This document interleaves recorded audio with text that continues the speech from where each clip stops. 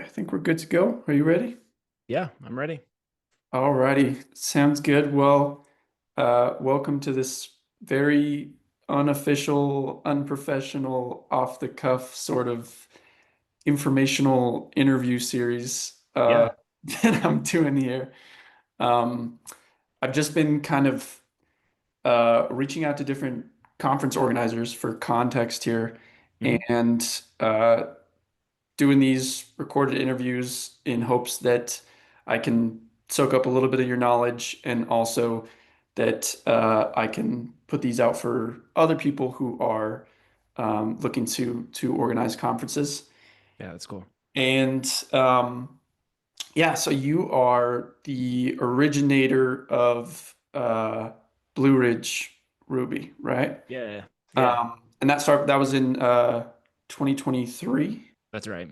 Yeah. Okay, cool. Can you just on a high level just tell me how that first experience was? Like how did it first start and then how did it go? And just on a high level. Yeah. Okay. Um, the that year before, I think 2022, um, was a really pivotal year for me, professionally and in being and even involvement in the Ruby and Rails community. I think coming out of COVID, um, and after having spent 10 years working remotely from home, I was feeling pretty disconnected from people in general, and Hmm. had sort of, I think a lot of people had this renewed sense of like, I need to be around other people. I need to, pursue some things that I suddenly couldn't pursue.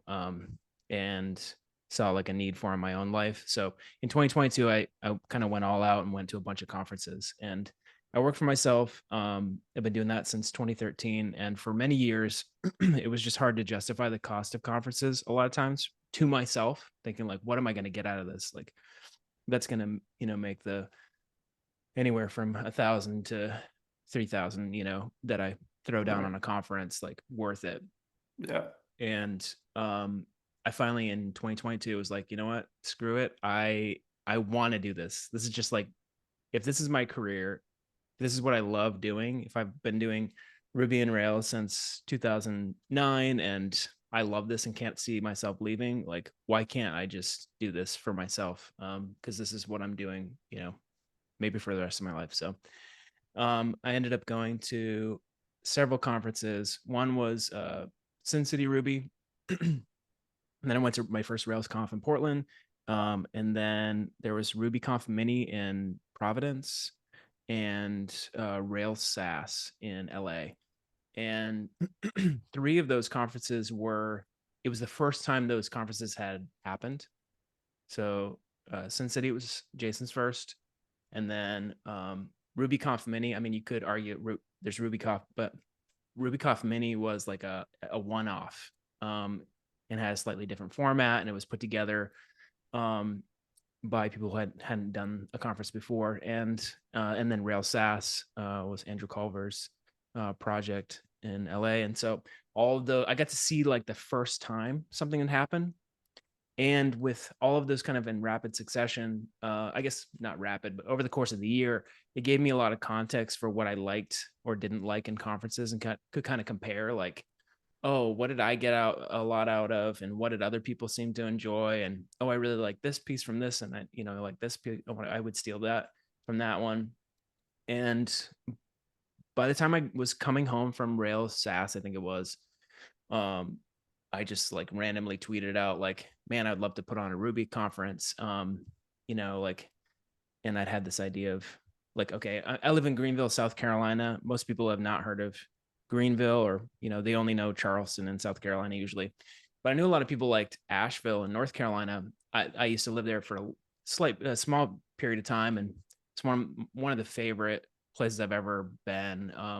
Spent time in, and they have great, food, beer, music scenes. People come there for their weddings. People come there to, for travel and for outdoor adventures and things like that. But that would be a cool town to have a conference in. Um, and so I just like tweeted out like, hey, what if I put on like a Ruby conference? Would anyone come to Blue Ridge Ruby in Asheville? And I had all these people, like, I didn't have a big Twitter following, had all these people like responding like, heck yeah, do it. Like, I would love that. Like, please. And it was like one of the first times I'd put something out, even in just tweet form, that was like, felt like it had something to it, like had some traction behind it. Like, oh, Yeah. this isn't just me. Like, other people would seem like they would be up for this too. And if that was any indication, like maybe I could sell some tickets to this. And uh and then that year also was like a year I was really pushing myself to do kind of new things and adventurous things. And so by the end of 2022, after that tweet and the experience of just really great experiences at all these conferences, I thought like maybe I should give this a shot. Like, so by one of the things that really helped though was I was really nervous about doing this myself, but one of the people that responded was my co-organizer Mark, and he's like, "I live in Nashville. I'll help you out." Um, and that was just like, oh, okay, I've got somebody that would, be there with me through like what could be a heck of a ride. Like might go badly, and I would need somebody there if things did. Um, I'm a pretty like emotional person, so big highs, big lows, and I knew that it would be helpful if things went badly to have somebody that could provide some stability, like remind me Right. it's going to be okay. We'll get through this.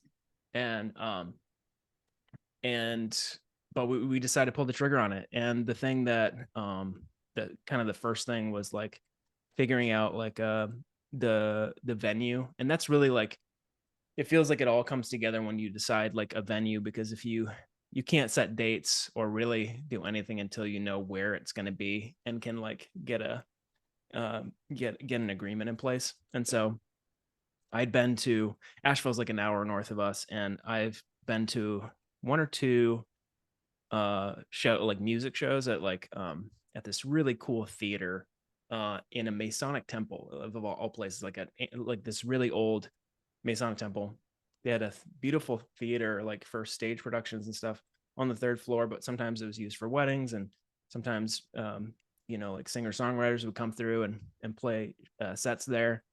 And I was like, this would be such a cool place to uh, do a conference. And for me, like the setting and the aesthetic is like matters a lot. Mm. And so we checked this place out and decided to go for it. And as soon as I had money down, then you're off to the races. So that was in November of 2022. I think maybe December, I think, when we finally signed the agreement. And then it was kind of a mad dash until May to get everything done to make that happen. And building a brand from scratch, starting social media, trying to get some kind of presence, like build, marketing, uh, figuring out how a CFP works. Actually, when I started, I was like, people were like, "Oh, where's the CFP?" And I was like, "Oh, I guess maybe I should do a CFP." It's like that, so like figuring out a lot of that stuff as I went. Oh, how do I do registration? Okay, I guess I'll use Stripe, or like, all this stuff. Like, Yeah. um, and it was just kind of by the seat of my pants in a lot of ways. But I put a lot of time, like I made up for my naivety by just putting in a lot of time. Mm.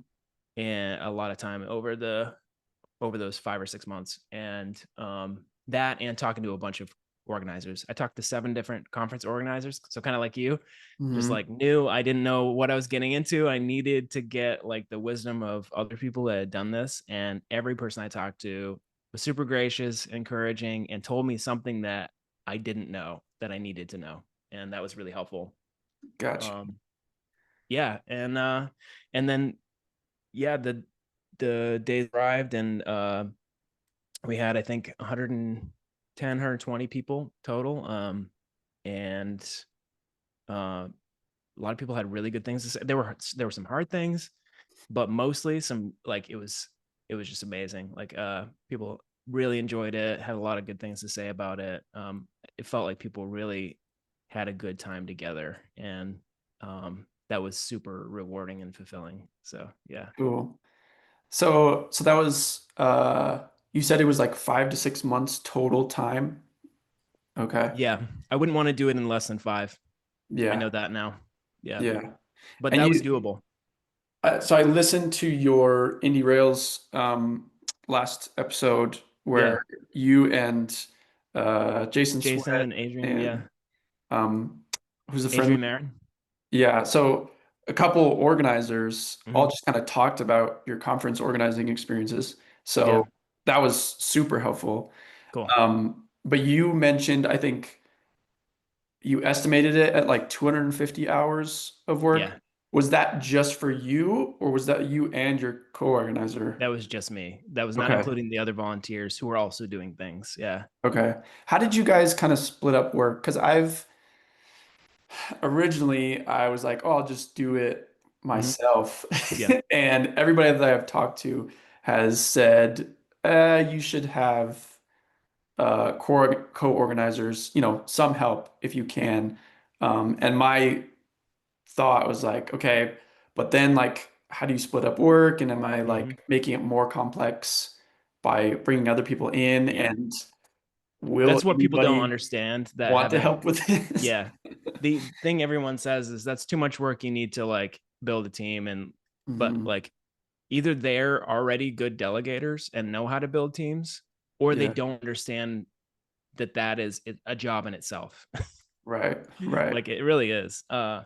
I'm I've spent most of my career like working like as a Rails developer, solo or on very small teams, not usually running a team and doing Mhm. almost everything myself. So I've like optimized myself professionally to do things on my own.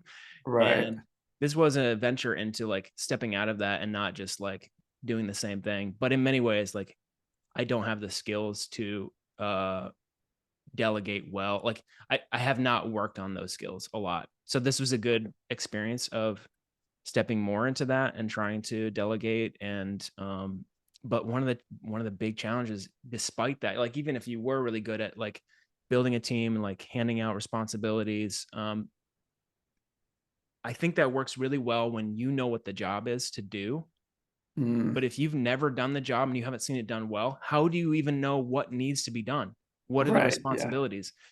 And so that was like, I guess I would push back a little on that and just say like, you do need people in your corner and you do need people who are willing to do stuff. I don't know. I don't like, I'm sure they're like, I know Adrian, he had a team and they all split up the work and found a way to make that work. For me, it's Mhm. like, it was hard to know what I can hand off and know like, how will that have gone? Like, did that go, will that have Mhm. gone the way I needed to? Will I know, will I get the information back that I needed to make the next decision? That was just Right. really challenging. And so I had great volunteer team. I probably didn't delegate very well to them. And I think I could do that better a second time, but it's still hard when I'm also kind of a control freak, and a perfectionist. And like the last thing I want to do is bring in people who are willing to give their time and attention and their free time and then be like, oh, that's not good enough, or I don't like what you did about that. Like that's really hard to figure out too, is like how do you how do you hit the quality level that you want, Mhm. but not like not be a jerk to people that are just given their free time and like showing up Right. like when they didn't need to. So there's so many things about that that are just like really challenging, and I don't know exactly how to manage that. So, Yeah. but the volunteers were just a great team. We met up weekly and kind of talked about what we were doing. I think I did the bulk of the work for most things, but did hand off some things to them. But having the a team that was um we had already spent time together before the event was really important, because the day of the event, you really do need multiple people kind of in different areas. You need someone Right. that's in charge of food and bev. You need someone that's in charge of registration. You need someone that's in Mhm. charge of the speakers, making sure they have what they need. And you have someone in charge of AV, um, all of that set up, making sure that that's working well. And maybe even just venue or something. And you can't do it all that day, and you don't want everyone just showing up and saying, shaking hands for the first time, like, hey, hello, it's nice to meet you, yes, you're in charge over here. You really want to like Yeah. have spent time with those people before.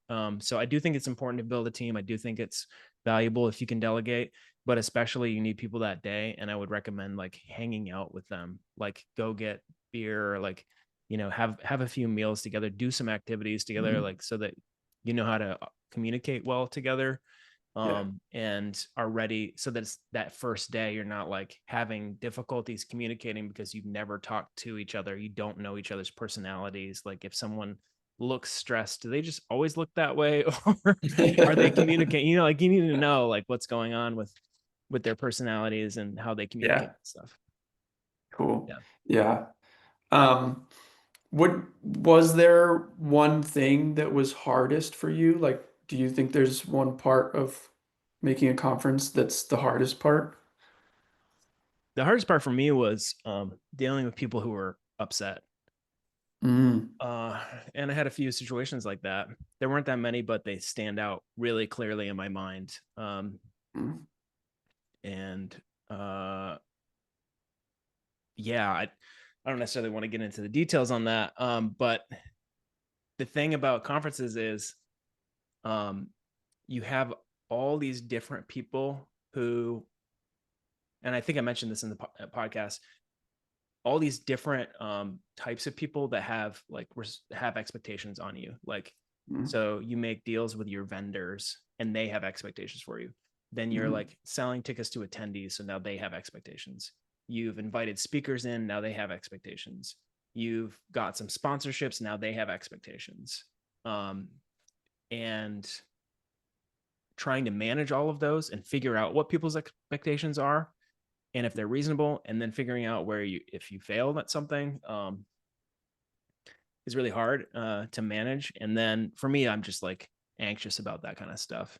Right. And then I just had a few situations where um, people got mad because they felt like I had done something the wrong Mm. way, and that They was had a certain expectation and you didn't know that or didn't meet that for some reason. yeah, yeah. Gotcha. Yeah, and I think in each situation it did work out, but it was also in the moment like high anxiety for me, like Right. just feeling like I'd really messed up and Mm. not knowing what to do with myself. And Yeah. that's again where having someone like Mark, who was pretty steady and like, you know what, we're gonna be okay, that kind of Mhm. person, like not as phased by some of those things, like really helped. But for me, Yeah. that's like that can be a really real emotional roller coaster. Right. And I don't know that you can get around that. I think that's just like the game. Like I Yeah. could probably have prepared everything and something else could have happened or would have happened. It's like it feels like it's inevitable. Mhm. um and I need to like, I think maybe in the past I would have looked at those negative things and it would have painted everything as like, oh, I messed up those two things, two or three things. It was terrible. And the reality is that's not true. Like Yeah. there were two or three things that were really hard in the moment. They're not that big of a deal in the long term. But the big Mhm. takeaway was like over 100 people had a really good time at this event. Yeah. And that's Yeah. what I should take away, not those like minor things. Mhm. Um, but that can be a hard thing. I like just depending on your personality and how you handle those kind of things. Like I hate messing up and Yeah. messing up with clients or messing up on projects, whatever it is. I just hate that. And especially when there's money involved too, like that's Yeah. makes it harder. Yeah. I Yeah. definitely get that. Definitely relate to that. Um, okay. What what was or so when I met you at Sin City Ruby in 2023, I Last year. think Mhm. you were a speaker there. Did you Yeah. have some sort of like network that you had gotten from speaking that helped a little bit? Like, what was your network like when you were starting this? Almost non-existent. Okay, that's where I'm Yeah. starting It's really funny. to. Yeah. um People assume if you're starting a conference that you've been around. Like I guess in a way I've been around in the Ruby on Rails community for a long time, but mostly as a lurker, like I know what's Yeah. going on in the community. I read a lot. I've been to Southeast Ruby, Jason Charn's conference a few times, but I'd never been to a RubyConf, never been to a RailsConf. Was Hmm. not a big conference attender. had young kids, like wasn't leaving and going to conferences, not spending a lot of money going to conferences and stuff. Mhm. And not I'd spoken at a conference here in Greenville one time, but never at a Ruby or Rails conference. So 2022 at RubyConf Mini was the first time I'd spoken at a Ruby event. Hmm. And then in 2023, like, yeah, just hosting like for the first time, I guess. And then, or sorry, yeah, 2023. Yeah. What's the timeline of Sin City? I Sin guess. City was it like in March, and then was your first Blue Ridge in like the in May or Oh, yeah, June? Sin City was yeah. So I did speak in 2024 at Sin City. That was a talk that I gave at Friendly Oh, RV. That was Adrian 2024. Right. also Okay. in 2023. So yeah, Gotcha. it's starting to blur together. But yeah, like I really did not have much network at all. It was something that I was actively working on improving, Mhm. both on like through Twitter, but also by being involved at conferences and stuff like that. But I was starting with kind of very little. I think So, looking back now, like I don't. That may have been somewhat of an anomaly because I think one impact of COVID was that everyone came back and had sort of a level of attention to community things that was not typical. Um, right. and so it was like I just happened to partly hit that at the right time, just like be in the right place at the right time when lots of people were trying to get back and being really intentional about reconnecting, and just happened to like I was also thinking that too, but I think I got lucky in some ways to make friends with a bunch of people that ended up really helping me, along the way. But uh running a conference is a good way of building a network too. Like Right. I can say that, like you play the host to a bunch of people that you look up to, or people that you know about, or people that like have been in the community a long time, and that means that they all have an experience with you now that matters to Mhm. them. And it's not like I got to spend time with every single attendee, but I probably got to meet most of them. And now that's another thing I noticed about Sin City, especially, but also Rails SaaS, was, you have someone like Jason or someone like Andrew putting on an event. And now I have like something that they've done for me that's really special. And I now care about them as people even more than I did before, even more than the content maybe that I got from them previously. Like being able to show up to an event that's hosted, it's almost like a house party where, like you've been to somebody's house and they served you and like entertained you, and you had this really good experience because of them. Mhm. And that is it's kind of a valuable way of building a network, like that Yeah. helps. Yeah. How many people were at? How big was your first? It was, I think in total we had maybe 110, 120, something in that range. That included like, the attendees, the speakers, all the volunteers. You said 110, 120? Yeah, something like Okay. that. Yeah. And how did you market? Like, did you have a marketing strategy? Was there anything that like really worked well and anything that was useless and you wouldn't do again? Anything that stood out there? I think marketing is often underappreciated by developers, especially. And I knew that going in, like that I had my work cut out for me there, and that I had to push that. Um, Both because I failed at building my own products around marketing a lot, but also because putting on something new like this, like I needed to go from 0 to 60, like in 5 months. I needed to find a way to hit my numbers and sell tickets. And how would people know if I didn't do like if I like there was no way they were just gonna magically find out just Yeah, by yeah, like if I just trusted that people went to rubyconferences.org and we're going to happen to see it. And like certainly yeah, some people, but that's a very small number, like that's yeah. not going to be enough. So I was pulling out all the tricks that I knew. And I've done marketing efforts like for, I used to build marketing landing pages. I used to help do marketing for various companies, clients that I had. But so I was using whatever tactics I could think of. but I didn't know it would work for sure. I think partly I got lucky because of the timing that I Mhm. mentioned. Like people suddenly there was a surge of interest, and I was able to ride that wave a little bit. I think there is a benefit to novelty. People like a new thing. People um, like seeing something new coming online, and that is a big benefit. So, but then also like I knew I needed to convey a level of quality through the stuff I put out as best I could. So that meant spending a lot of time building the marketing site, doing like doing a lot of social media stuff as much as I could think of. I made like a trailer video, like where I drove around. I had my wife drive around Asheville. And I was taking, uh, taking video with my phone and like various places and put it together, like to make a video trailer. Just like because I needed stuff. I needed to put stuff Mhm. together and put things out there that would get people interested. I built like a city guide of all my favorite places to go or eat or drink or whatever it was, so that people when they came to town would know what to experience, what they would want to get. Because I knew like that partly there was a benefit of the destination. Like Yeah. it's not just some random town somewhere that no one wants to hang out in, and you're just like in this in like a conference hall and then go back to your hotel. Like people want to come here and experience it. So I want to make sure was able to check all the boxes on that for people too. And that's a way to get people to come, because Mhm. I know that happened. Like people wanted to visit, and so it was like even easier for them to buy a ticket. Um, Yeah. so all of those things. I'm trying to think what else.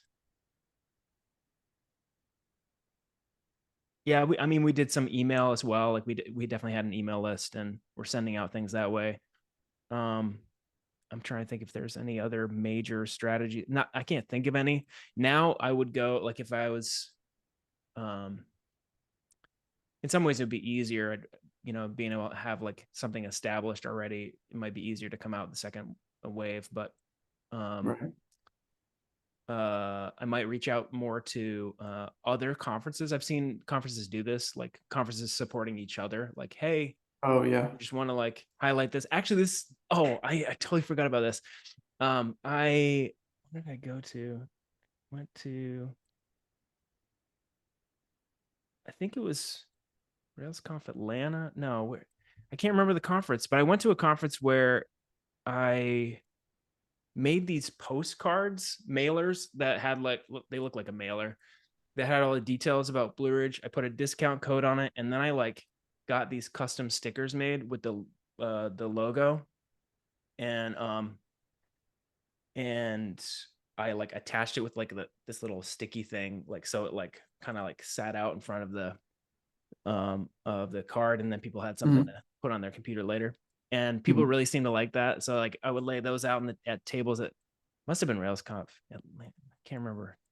I'm forgetting what the conference was, but Yeah. I was just pulling out all the tricks like that to try to get people to check it out or look at it.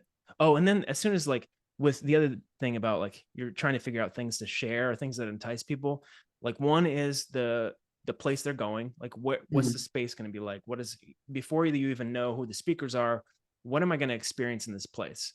So it's like figuring out like, oh, there's cool breweries in this town, and there's really good restaurants, and the venue looks really nice, right? And Mhm. then it's like then you do the CFP, and then you get this, then you announce speakers, and then they're like, oh well, on top of that, like I want to hear from this person, this person, this person. That'd be really interesting. Oh, I like the sound of that talk. So you're trying to hype that as well. And then I mean sometimes people even do like sharing the attendees that are going to be there as well. So Mhm. you're doing all those things to kind of like check all the boxes of the reasons people come to conferences, which is a combination of things. It's like I want to I want to experience a new place, I want to learn new things, I want to hear from these speakers, or hear on these topics, I want to hang out with these kind of people, I want to do these kind of activities. So and people come for different reasons, but you're trying to do as many of like show as many of those things as possible to kind of entice people, like you're going to get this and this, you're going to enjoy this and this, as much as Yeah. possible. Yeah. Um, did you do anything special to another? thing that I foresee being difficult because I don't have a network is Mhm. getting speakers to come to this. Did you do anything special to get speakers? That actually, I don't know how much this was a post-COVID thing, but that Mhm. actually was not hard. We ended Oh, up having nice. like 55 talk proposals, Oh, um, nice. and I only had 10 slots. I had 2 days, Hmm. 5 talks a day. So it was 30 minutes talk, 30-minute break, 30-minute talk, 30-minute. That was kind of like, I saw that, stole that from Jason, Yeah. and because just loved that. Yeah. So that was just not hard. Cool. It was hard to decide, but it was not hard to get people. Now I've heard other conferences have had fewer Hmm. talks. So again, it might be an anomaly. I don't know, but still, even at half that, you can get 10 talks, I think. Yeah. Um, and I think you can also ask people. I think that was something I Yeah. didn't realize that I could do, was like you can do a mix of you can do whatever you want. Like that's the thing. Like you can be like Andy Kroll, who I think handpicks almost everybody. You Hmm. can do a RailsConf style, like we have a very specific way that we do like the double blind, or like uh talk proposal review or whatever. You can have a whole Hmm. process that you show people, or you can not do that too. And Yeah. people will have some expectations around that. Like some people Hmm. will be like, why don't you do it this way? That's not fair. Like it's your Yeah. conference. You like people, you're allowed to like pick how you want to do it. I think Yeah. there are ways to do it better than others, like ways to sort of respect some traditions, or community values. But like if you kind of express your values about that, like what you're trying to do, and then find a way to honor that through CFP process, I think you can make that work. But ultimately, it is your call on that. Hmm. um and so I think you can do CFP. You can also reach out to people and say, would you be Yeah. willing to, I'd love to hear you, I loved hearing this talk, would you come, deliver it here? Would love that. Yeah. So that that is manageable. Part of Yeah. that too is like it may be I knew I had talked to several organizers and said, like, what do you do about like compensation for speakers? And what I heard a few times was like, okay, around $500 for US Ruby conferences, regional Ruby conferences. I thought, Mm. okay, I think I can manage that. That was another thing that was in my head. Like, okay, if I've got a hard cost on the venue, it's $7,000. I got to put 3,500 down to begin with. And then I've got 10 speakers, $500 each. That's $5,000 there. I don't know Mm. if I can pull off video, but like I'm starting to put in these fixed costs, and then Right. building a budget out of that, and based on that, I could work back into how many tickets I'd have to sell to break even. Gotcha. Yeah. Yeah. So speaking of money, the big three things right now in my mind are selling tickets via, marketing, getting speakers to come, and getting sponsors. So how was it for you getting sponsors that first year? Did in This was, particular? yeah, this was, um, again, I probably got lucky, and because I didn't have a network and I didn't know who to reach out to, and I Mhm. didn't know some of the ways companies work. Um, a lot of times, they've decided budgets for conference sponsorships months back or the previous year. They Mhm. allocate funds, and so even if you get a sympathetic ear, you may not, you may have been too late. Right. So some of that is around the planning and the timing. And I think for a first time conference, it's probably hard to pull off because you're kind of an anomaly. And that's one of the things that I really appreciated that first time. We had 3 sponsors, and um, they were all really trusting me, to put something on that worked, that didn't flop. Because I think that can happen, like you can Right. not do things well, and Yeah. then those people's names are on it, those Right. companies are on it. That would suck for them. So I really appreciated the trust that they gave me. It was mostly e- luck, or I think one had reached out to us like, hey, we'd love to sponsor you. And I Mhm. thought, like, wow, that's super generous. I just met them, like, a few months ago, and would not have guessed that. And another one Trying to think of another big one that how did that sponsorship happen? It might have been through a mutual connection or something. It helps to have direct connections to sponsorships, I think the first time especially. Yeah. People that you know. That's probably where network matters even more, is the Yeah. sponsorships, because attendees don't necessarily need a personal relationship with you to show up. If they can trust that the speakers look good and it seems like legit. Although I did Mhm. have I did have a guy that was like, is this conference legit? Because I was using my Stripe account for registration and it was under my LLC, which was not Blue Ridge Ruby, because I didn't set up a, like a separate like LLC to like Okay. start the Yeah. conference. And he saw like the Stripe, on Stripe, like you get to the checkout page and it shows like the company, like not like the Right. product or whatever that you're selling. And he's like, is this actually like, no, Are you that's just honestly. siphoning this money off and Yeah, not on a exactly. conference? So like you do have to deal with like that kind of situation, because people legitimately don't know you from, like, you're not a RubyConf or a RailsConf or whatever. Like, Right. people don't know who you are. Yeah. Um, and but it worked out. And yeah, so the bigger thing on the sponsorships, I think it helps to have those personal connections. One of the best pieces of advice I got from another organizer, he said, like, especially when you're starting out, um, your brand or the conference itself is not what you're selling. You're selling you to Mm. sponsorships, particularly sponsors, but also attendees and speakers. You have to convince them that you are going to pull this off, not Mm. that your Blue Ridge Ruby thing, they don't know that. They've never heard it. You just made Yeah. that up, right? So it's you saying, I'm going to be the one, I'm going to be on the hook to make sure that this event goes well. I'm going to be the one that's responsible. I'm the one that's looking you in the eye saying, I'm going to do everything in my power to make this a really great event that you're going to be happy with. What do you need from me? What can make this successful for you? And they're making an agreement with you. And that really helped clarify for me, like, the approach that I needed to take to win people's trust. Because that's what you're doing, is building trust with everybody. Like, Right. speakers, can they trust you? Attendees, can they trust you? Vendors, can they trust you? Hmm. Sponsors, can they trust you?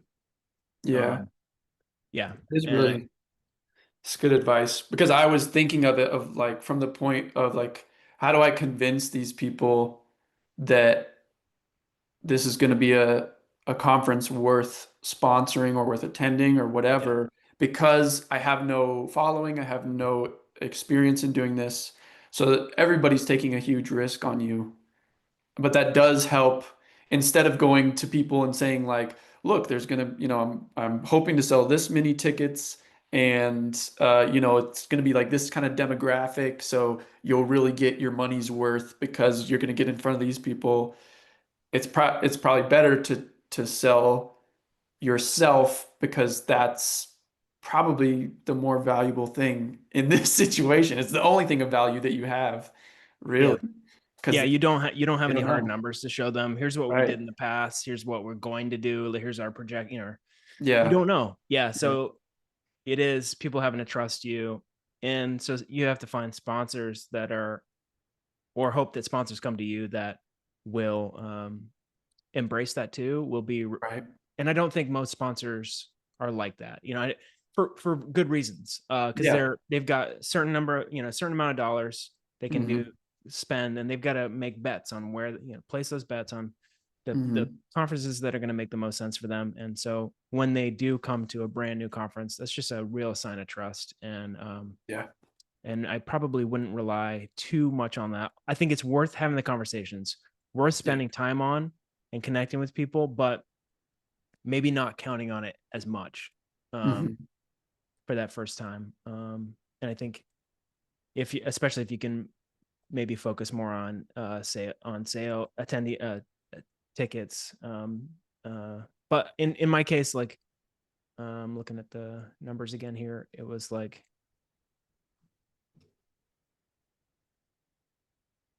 yeah, like 20,000 in tickets and 10,000 in sponsorship. Um, Okay. It's like one so third, two thirds. And did you yeah, break even? I did. Yeah. I had, um, the way I approached it was, I had a base budget that I knew I had to hit make or break. It was Hmm. like, I've got these hard costs. We're doing this conference. That means I need to sell this many tickets. I don't know. It might have been like, I need to sell 65 tickets or something like that. And we can have the bare minimum conference, like Gotcha. we've Yeah. got the venue, we've got like, um, we've got some minimal drinks and snacks. We've got like, I'm paying the speaker honorarium. Hmm. And then I had like, okay, if I surpass that, then I'll just spend more. I'll do t-shirts. I'll do better Yep. drinks and snacks. I'll make banners.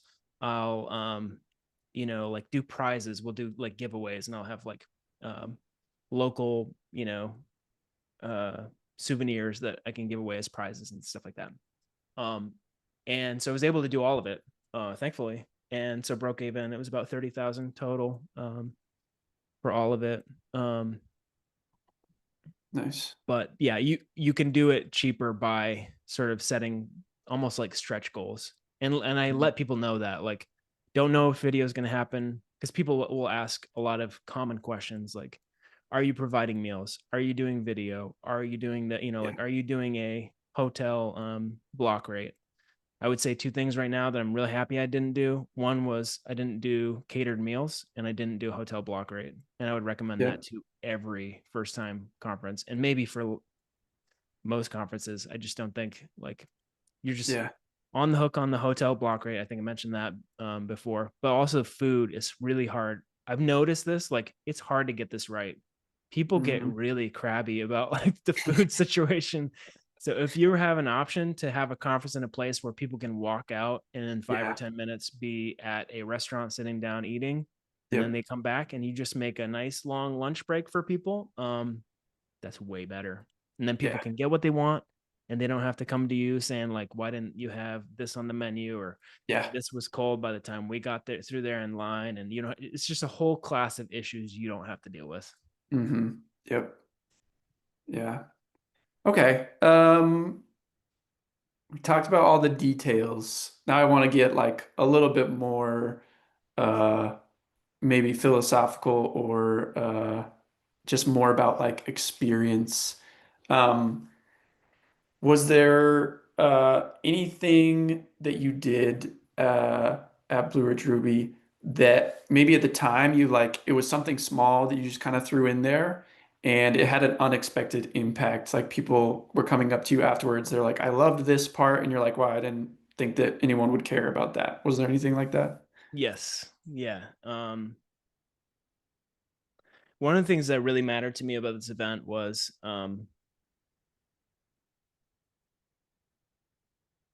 there are rare times that you get a lot of people in a community together. It's a rare time for people to have face-to-face interaction and build health and deeper connection together. And I don't think that happens necessarily through technical content. You need the technical content because that's what we're all like. That's the affinity that draws us together, but that's not how you build relationships. And on the first day, I gave like an intro that people really liked, where I talked a lot about um, what I've learned about ecosystem health and how that the implications for that in the Ruby community. But on the Mm, second day, after like right before the first speaker, I had like a 20 to 30 minute time slot that I didn't know what to do with. And leading up to the conference, I was like, I don't know what to do with this thing, this weird um spot and time, like, and so I kept thinking about it. And a couple days before, I had this idea that made me like interested but also nervous. And um I decided to go for it. And that day I got up and said like, trying to put myself back in the frame to remember how I said it, but basically like, we've had a few years where um it's been really tough in the world and in the Ruby community for a number of different reasons. But one thing that I think helps communities grow and strengthen is by sharing what we're grateful for and things that have impacted us positively. And so I said like, I want to give everyone a chance to like share what they've gotten from people in the Ruby community, from companies, things that have happened for them that have been really positive.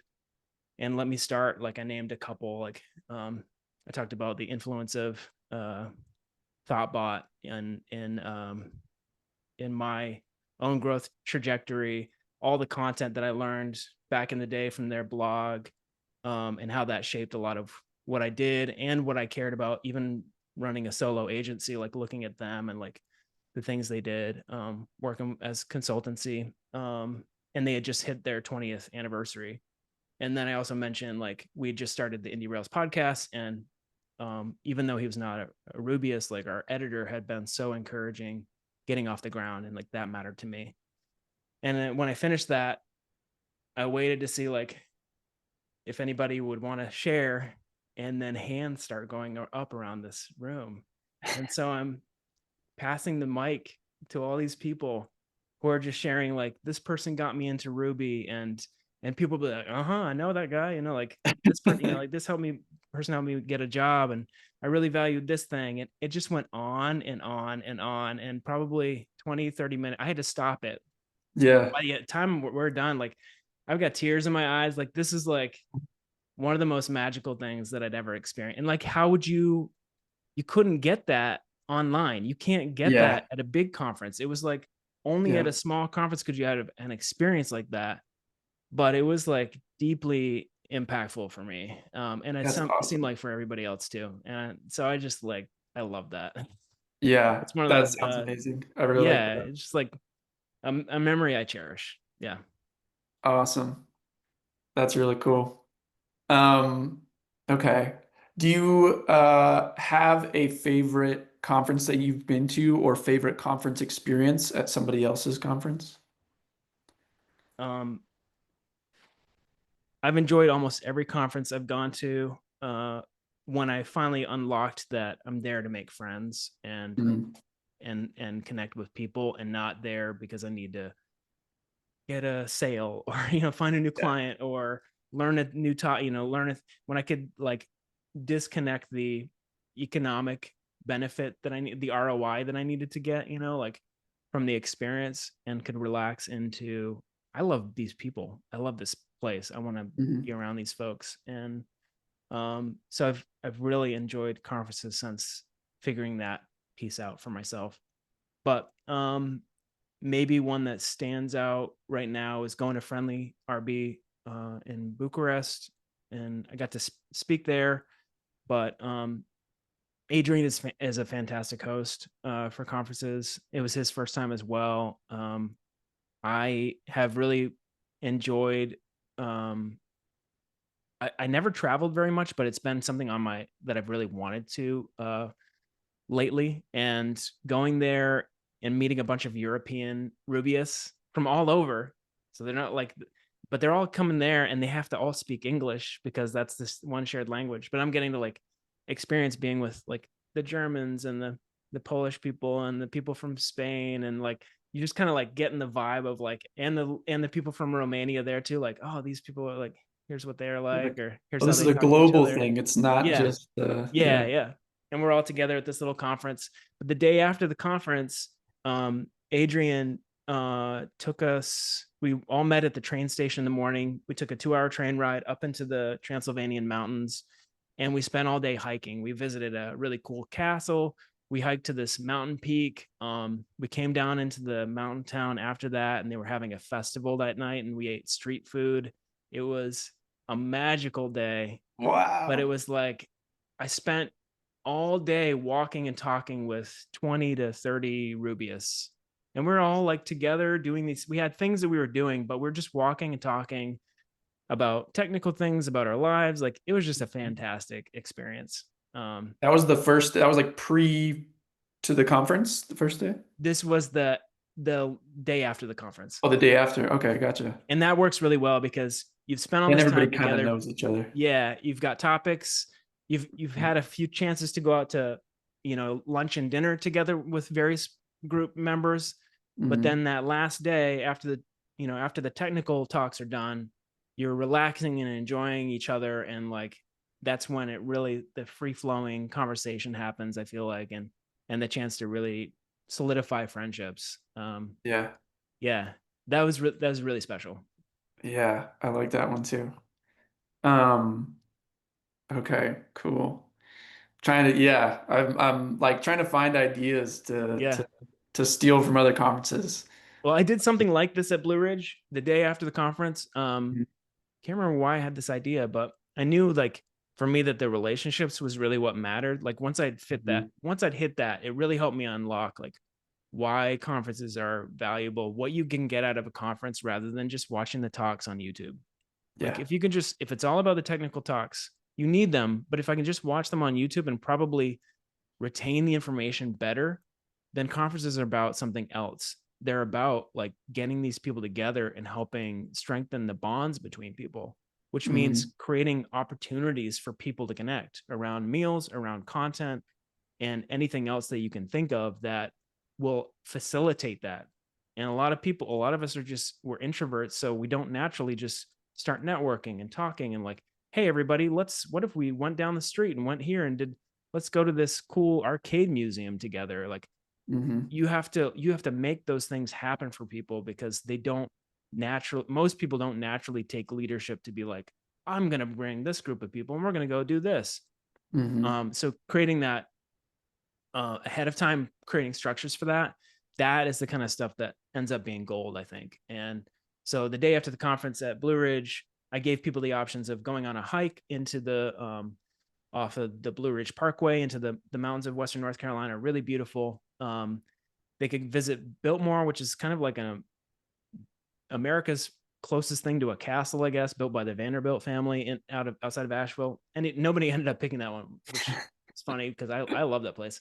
But then the thing that like most people picked was, I was like, we should do tubing. There's a river that runs right down through Asheville, and this is such a like southern, U.S. thing to do, like Uh-huh. tubing on the river, and that ended up being great. We had like a bunch of people, and we I was able to organize it so that they took, they use this like old school buses to do tubing. Like I don't know if they do that where you are, but a lot of times around here they'll like take old decommissioned school buses, and that's how Yeah. like all the people get on the school bus. They drive you upriver, drop you Yeah. off Yeah. with the Yeah. tubes, and then like you float down to the headquarters or whatever. So they picked us up from the hotel in the old school bus and took us down to the river, got us all outfitted and like nice quality tubes, like with the bottom on it and clips, like we could all clip to each other. I had all the extra snacks from the conference that I brought with me and a cooler.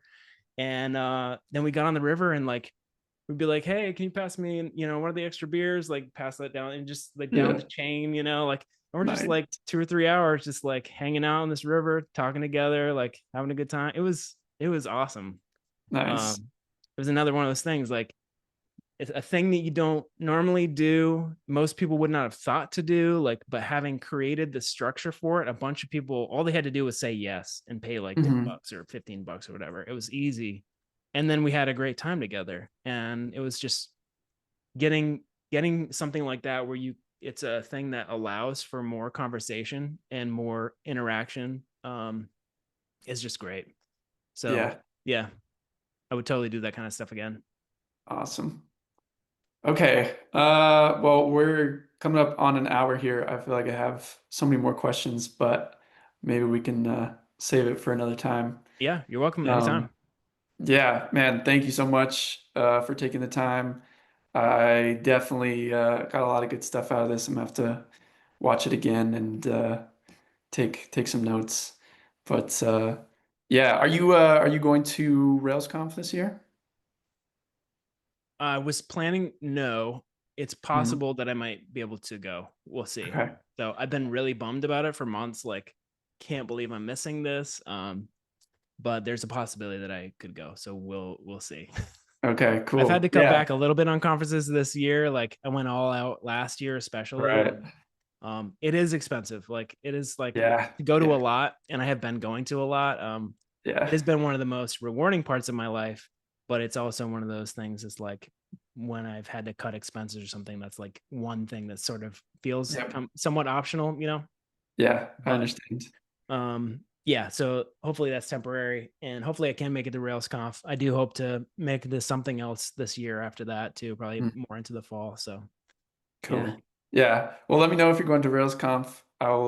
I'll be You'll be there. there? All right. Yep. Cool, Yep. Travis. Yeah. Awesome. And yeah, thank you again for your time, and Yeah. we'll be in touch. Thanks for having me, Travis. Alrighty. Thanks, man. Take Yep. care.